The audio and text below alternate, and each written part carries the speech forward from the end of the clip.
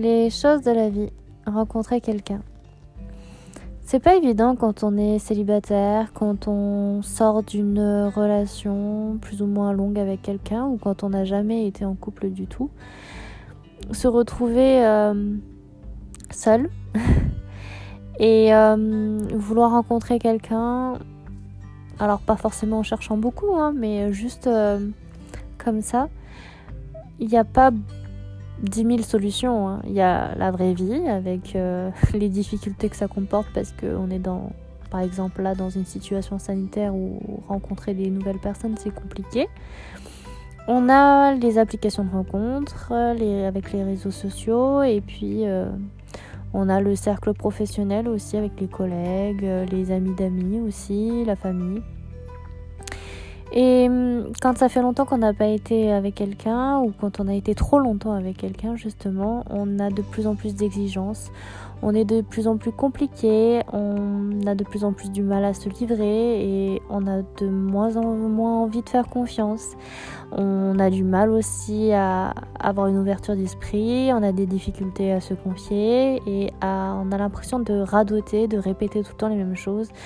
Alors qu'en fait, quand on se découvre avec une nouvelle personne, cette personne ne nous connaît pas et c'est important de communiquer et de partager, de se découvrir. Alors, je sais pas si vous êtes plus justement dans le monde virtuel ou dans le monde réel, sachant que même si c'est virtuel, c'est quand même des humains qui sont derrière leur écran. Mais bon, j'avais envie de partager quelques histoires comme ça, des rencontres au hasard ou justement en forçant un peu le destin. J'ai eu une rencontre qui s'est faite sur le parking de mon école où je faisais mes études. En fait, j'étais garée à côté d'une voiture qui était bloquée. Je venais d'avoir le permis en plus. Et la personne qui était à côté de moi était très embêtée parce que il y avait une voiture qui était garée en fait à la perpendiculaire et il pouvait plus sortir de sa place de parking. Et moi je lui dis moi ça me dérangeait pas parce que la voiture était pile juste à côté. Et donc moi j'ai pu sortir et en fait je lui ai souhaité bon courage et je suis partie. C'était à la fin de la journée et en fait le lendemain matin j'ai trouvé un petit papier sur mon pare-brise et je me suis dit c'est quoi ça, je viens d'avoir un PV, qu'est-ce qui se passe? Et en fait pas du tout, c'était un petit mot de cette personne que j'avais rencontrée la veille qui m'avait dit que je lui avais tapé dans l'œil et que il aimerait bien qu'on fasse connaissance et qu'il garait régulièrement sa voiture sur ce parking et que c'était peut-être l'occasion d'aller boire un verre. Voilà. J'ai rencontré une autre personne, c'était dans la rue. En fait, tout simplement, je sortais en fait de la résidence universitaire, du Crous, et parce que je venais de voir des amis et en fait je marchais le long du trottoir en fait du Crous jusqu'à ma voiture. Il y avait à peu près un bon petit kilomètre. Et à un moment donné, j'ai senti que j'étais un peu suivie. Il y avait quelqu'un qui était derrière moi et qui marchait. Et donc j'ai accéléré le pas parce que je me suis dit quand même, c'est un peu bizarre, c'est un peu louche. Et à un moment donné, j'ai eu le choix entre escalader, on va dire une clôture pour rentrer dans l'enceinte de mon école parce qu'en fait, on était à côté de l'école et on avait l'habitude de passer par-dessus la barrière justement. Et ou alors continuer le chemin en me disant cette personne ne va pas trop me déranger, je pense pas, et elle se rapproche de plus en plus. Donc ça faisait plutôt l'air d'être suivi, un peu limite un début d'agression. Bon. Et en fait, j'étais pas très loin de ma voiture et j'avais peur de m'arrêter en fait à ma voiture en me disant oh là là, qu'est-ce que je fais? Bon, j'ai continué à marcher et je me suis fait arrêter justement, interpellée par cette personne derrière moi qui était un peu lourdingue en fait au niveau de son approche. Bon. Et en fait, je sais pas par quel moyen cette personne a réussi à avoir mon numéro de téléphone. Et en fait, je me suis retrouvée à avoir un date avec cette personne. Je sais pas, ça allait tellement vite en fait, entre la demande de prénom, le numéro de téléphone, on se voit bientôt. Et je sais pas, il y a des gens comme ça vous hypnotise et vous dites oui. Voilà. Il y a aussi le coup de tête, c'est-à-dire moi je suis contre les applications de rencontres et pourtant je me suis dit de ma vie je me suis inscrite à 3 applications de rencontres. Une fois j'ai testé Meet Crunch et en fait j'ai retrouvé dessus une personne qui était dans mon école en primaire. Et en fait, on a découvert sur ce site, en discutant, qu'on était voisins et qu'on habitait à 200 mètres l'un de l'autre. Et on s'est mis à discuter, on s'est rencontrés, on a fait une balade ensemble. J'étais pas du tout attirée par cette personne. Et finalement, on a continué à discuter quand même. Et cette personne m'a proposé que je passe une semaine de vacances sur son lieu de stage. J'ai dit oui parce que j'avais envie de profiter de la mer, je sais pas, du paysage. J'ai dit oui. Et quelques jours, en fait, je suis même pas restée, je crois, 2 jours, même pas 2 jours en fait, chez cette personne, qu'elle m'a dit que elle avait envie de sortir avec moi et que je lui plaisais. Et moi, j'ai répondu non, en fait. Bah non, ça m'intéressait pas. Je me suis fait virer de chez lui, enfin de la location. Et en fait, on s'est quitté comme ça. Moi, je devais repartir. J'étais à 7 heures de route de chez moi. J'allais pas rentrer, prendre l'autoroute.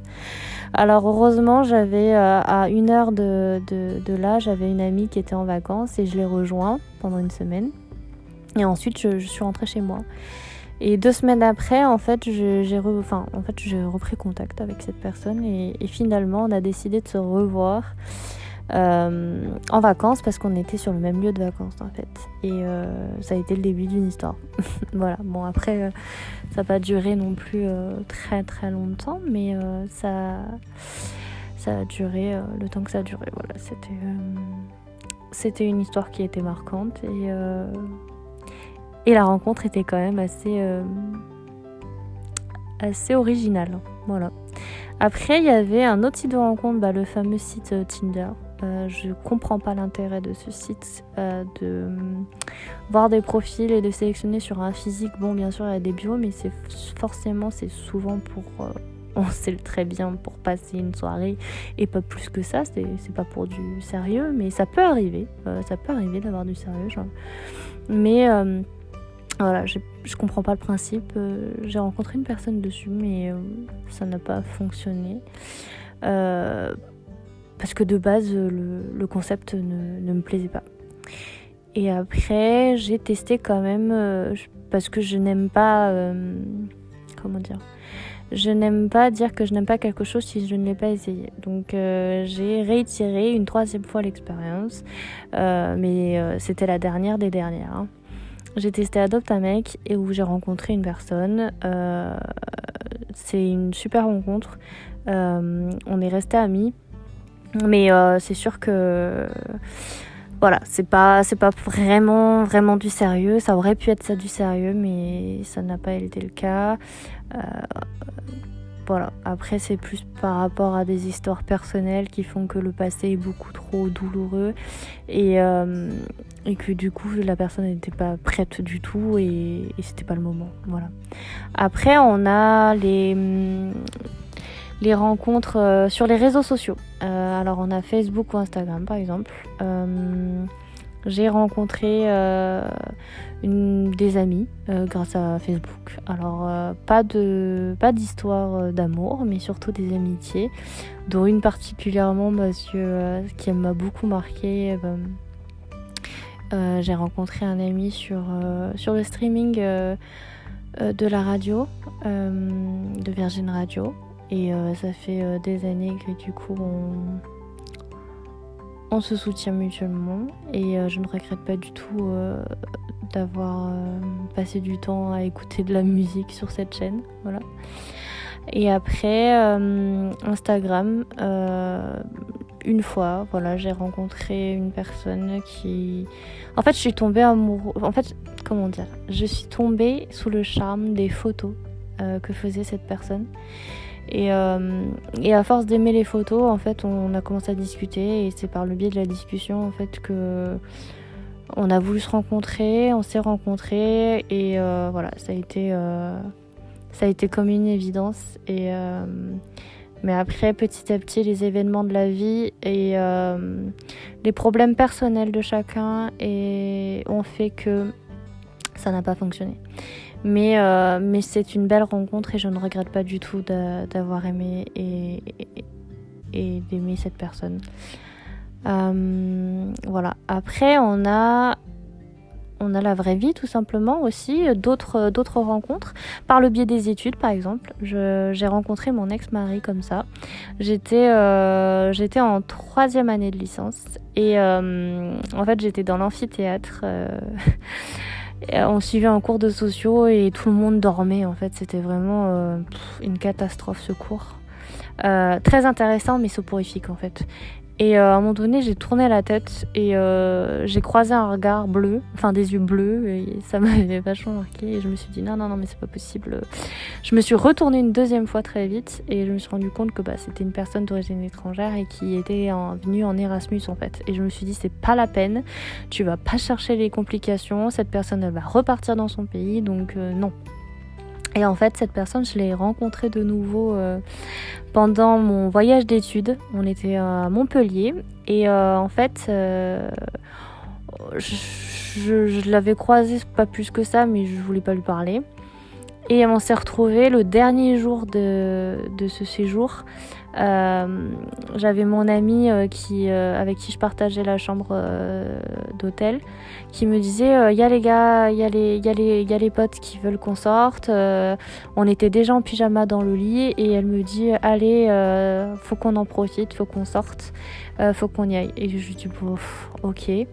Elle m'a motivée, on est allé boire un verre avec nos amis et à un moment donné on s'est dit allez on va danser. Et en fait à ce bar là il y était. Il y était avec avec d'autres Erasmus, en fait, d'autres étudiants Erasmus. Et en fait, j'ai pas participé à la discussion, j'ai juste suivi de loin la conversation. Et on a continué en fait à papoter dans la rue et ensuite on est rentré dans une sorte de bar dansant. Et j'étais avec mes amis, voilà, je dansais avec ceux que je connaissais déjà. Et lui, à un moment donné, il s'est dit, il s'est approché de moi, il m'a proposé de danser.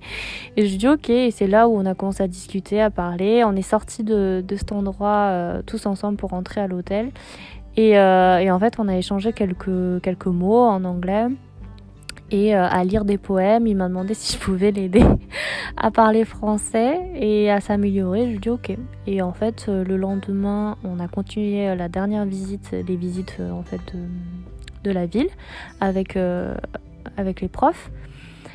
Et il m'avait prêté un pull la veille parce que j'avais froid. Vous savez, le truc classique. Et donc je lui rends le pull, voilà. Et une semaine après, en fait, c'était mon anniversaire et je me suis dit bon, t'as qu'à essayer. Je l'ai invité à mon anniversaire. Je lui ai dit si tu veux, je t'invite, tu peux venir. Et donc j'avais invité tous mes amis, une quinzaine de personnes au restaurant. Et quand il est arrivé, il m'a offert un énorme bouquet de roses blanches. Alors moi, les roses blanches, c'est quelque chose que j'adore. J'aime pas les roses rouges, mais j'adore les roses blanches. Et du coup, c'est ce que j'ai eu. Et je lui ai demandé ça. En fait, j'avais ma meilleure amie qui voulait s'asseoir en face de moi. Et je lui ai dit, décale-toi un peu pour qu'il s'assoie en face de moi. Voilà. Et en fait, le lendemain... Enfin, il m'a envoyé le soir même en fait un message quand tout le monde est parti. Il m'a envoyé un message pour me dire si ça t'intéresse, on peut manger quelque chose ensemble demain soir. Et le lendemain soir, en fait, moi j'étais en études d'architecture et on avait beaucoup de boulot en fait. On travaillait en binôme, en équipe. Et moi j'avais pas beaucoup de temps, alors je lui ai dit ok, mais d'accord, mais j'ai qu'une heure en fait. On pourra se voir qu'une heure. Il a dit c'est pas grave, on se verra qu'1 heure. On a mangé une pizza et à partir de ce jour-là, on ne s'est plus jamais quitté. On ne s'est plus jamais quitté jusqu'à se marier et puis après à se divorcer parce que voilà, les événements de la vie pareil font que il y a des choses qui ne collaient pas et voilà. Mais en tout cas, l'histoire de cette rencontre, c'est que le hasard fait bien les choses et que c'était vraiment une rencontre que je ne regrette quand même pas parce que j'ai passé des bons moments et des très bons moments et j'ai de très bons souvenirs. Voilà.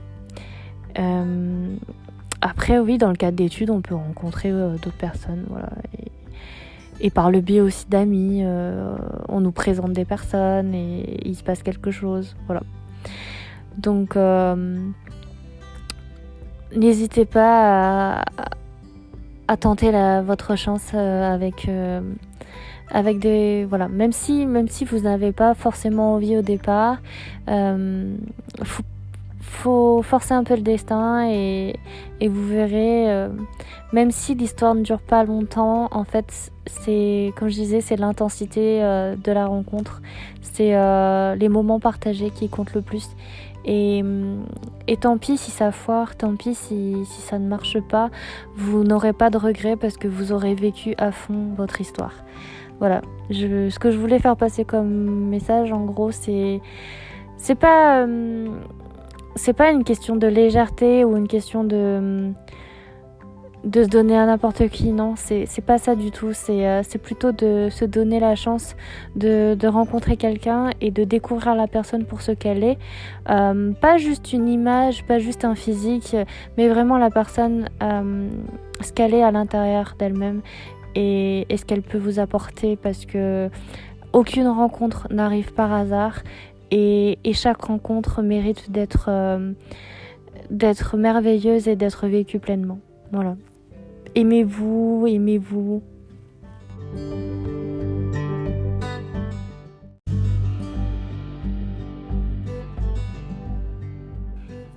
Et j'allais oublier 2 autres histoires qui étaient aussi importantes pour montrer qu'en fait, il n'y a pas que les réseaux et il n'y a pas que justement les applis. Je vais vous donner l'exemple justement du cercle d'amis. Parce que c'est important ça aussi.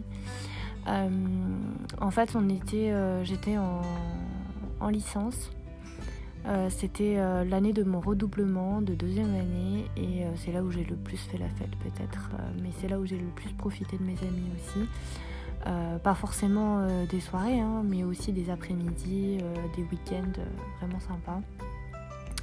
Et donc j'avais un cercle d'amis avec qui je sortais souvent et on était tous d'horizons différents. C'était des personnes qui n'avaient quasiment aucun lien avec moi, on va dire. C'est juste par le biais d'une amie qui s'appelle Alice en fait et qui avait plein d'amis différents et on se retrouvait en fait ensemble finalement avec elle dans un bar et c'était magique en fait parce que on arrivait quand même à s'intéresser aux vies des autres en fait et à créer une connexion en fait entre personnes qui habituellement ne se seraient jamais parlé. Et voilà comment j'ai rencontré en fait un amoureux de l'époque en fait de mes études. En fait c'est tout bête, à force de se voir, de se rencontrer, de rigoler, de discuter. Il y a un soir on est allé au plateau de Chanturgue, c'est un petit plateau en hauteur, vers les hauteurs de Clermont, là où j'habite.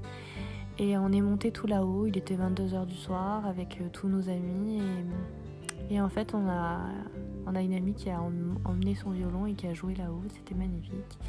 Il a fallu crapahuter, grimper pour y aller et cette personne-là m'a tendu la main, m'a aidée en fait parce que j'étais en robe à monter en fait la colline, enfin les flancs du plateau. Et quelques jours plus tard, on a commencé à se parler de plus en plus et c'est comme ça qu'on a commencé à sortir ensemble. On le faisait en cachette parce que on voulait pas que nos amis le sachent et l'apprennent parce qu'on se disait, imagine si ça ne dure pas longtemps, ça ne servir à rien. Et, enfin, je veux dire, ça sert à rien de leur dire qu'on est ensemble si ça dure pas assez longtemps, quoi. Donc voilà, c'était une amourette d'été et c'était magique. Bon, cette personne a fait son coming out après, donc c'est des choses qui arrivent, mais c'était une jolie histoire. Et aujourd'hui, cette personne est très heureuse, mais avec un garçon. Voilà. Mais pour dire que voilà, dans son cercle d'amis, on peut avoir des surprises, on peut en fait s'étonner à rencontrer des nouvelles personnes par le biais de ses propres amis. Voilà. Après, j'ai une autre histoire que je peux vous raconter pour montrer que oui, il y a aussi d'autres rencontres qui peuvent se faire par le biais d'activités. Moi, je suis par exemple bénévole pour une association sportive en fait de torbal. Le torbal, c'est un sport qui a été inventé après-guerre pour les blessés, les blessés de guerre qui étaient malvoyants pour la plupart ou amputés. Enfin, voilà. Et pour les mettre à égalité, c'est un sport qui est fait pour les malvoyants essentiellement, mais pas que, hein. Ça peut être des personnes voyantes, mais qui mettent tout le monde met des lunettes en fait noires, des masques noirs de ski noirs, enfin des masques de ski sur lesquels on colle un adhésif noir pour pas qu'on puisse voir, pour que tout le monde soit à égalité. On a un terrain de 6 par 3 à peu près, non 6, ouais c'est à peu près 6 mètres de large et 9 mètres de long, il me semble, quelque chose comme ça. Enfin bref, c'est un petit terrain quoi. Et on a des buts de chaque côté qui font toute la largeur du terrain. On a 3 joueurs de chaque côté et au milieu du terrain, on a une série de 3 ficelles espacées d'à peu près 1 mètre avec des petites cloches. Et on a un ballon dans lequel il y a des grelots. Le but, c'est d'envoyer le ballon de l'autre côté du terrain en le faisant rouler au sol et qu'il atteigne les buts. Et les personnes sont généralement couchées au sol et elles peuvent être debout pour envoyer la balle. Voilà, donc c'est un sport qui est assez technique, qui se fait bien sûr dans le silence et qui est très très intéressant à voir jouer. Et donc moi, comme j'étais bénévole, en fait, j'emmenais les joueurs par le biais de... Enfin, j'avais un minibus, je conduisais un minibus, je ramasse les balles, je suis juge de ligne, donc je ramasse les balles et je les redonne aux joueurs. Je lave la main quand il y a un but, voilà. Il faut savoir qu'il y a 4 juges de ligne sur le terrain, un à chaque angle. Et on fait à la fois la personne qui regarde s'il y a un but qui est marqué, mais on fait aussi, on va dire, le ramasseur de balles, en fait, ramasseuse de balles.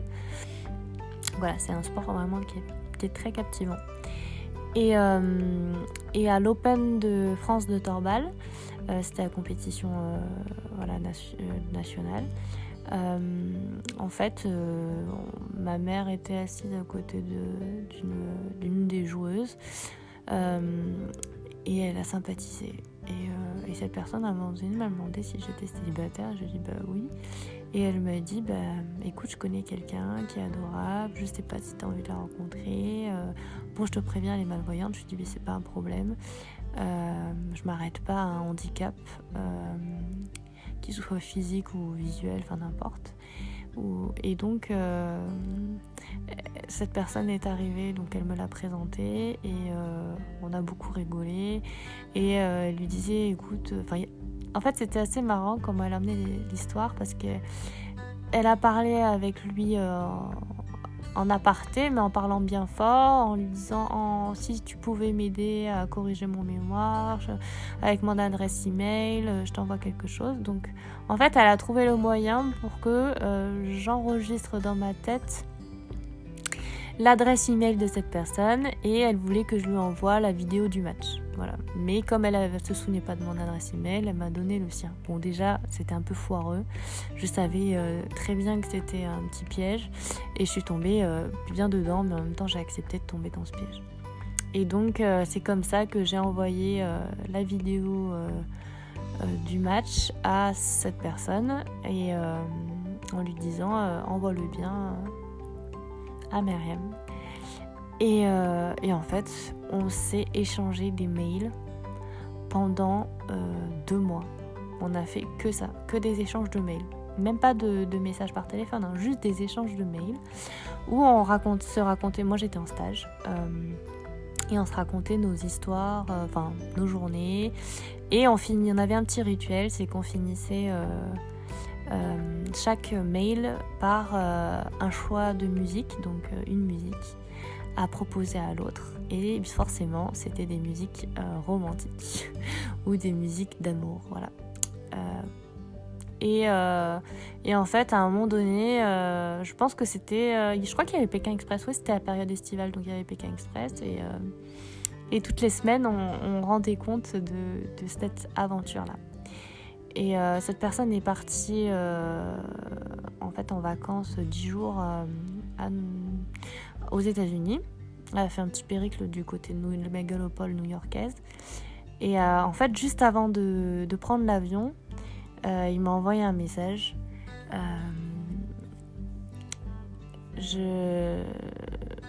C'était un message qui était très évocateur. Et en fait, une semaine, quand il est revenu en fait de son voyage, on s'est avoué nos sentiments et il est venu me voir en fait. Il habitait à 4 heures de chez moi et il est venu chez moi en fait. On a passé le week-end ensemble. Et après, on a décidé de sortir ensemble. C'était une relation à distance, mais voilà, on a passé des très bons moments ensemble. J'ai découvert le monde des malvoyants. J'ai découvert une autre manière de vivre, une autre manière de percevoir le monde, très compliquée, mais tellement enrichissante. Voilà, et je regrette pas du tout d'avoir rencontré cette personne. Et même si aujourd'hui nos chemins se sont séparés, ça a été une très belle histoire. Voilà. Tout ça pour vous dire que effectivement, on peut être étonné. En fait, faut pas se mettre de barrière. Faut pas être d'avoir des a priori sur telle ou telle personne, sur un physique, voilà, sur un handicap, sur un métier, sur l'âge aussi. Il n'y a pas de barrière. J'ai été dans une relation avec une personne qui avait 19 ans de plus que moi et en fait l'âge ne compte pas, la situation financière ne compte pas, la situation sociale ne compte pas, parce que c'est les sentiments et ce qu'on éprouve pour l'autre qui est le plus important. Et tout ce qui est matériel, ça n'a pas d'importance. Vraiment, si vous avez la chance de rencontrer une personne qui vous rend la vie plus belle, pourquoi s'en priver ?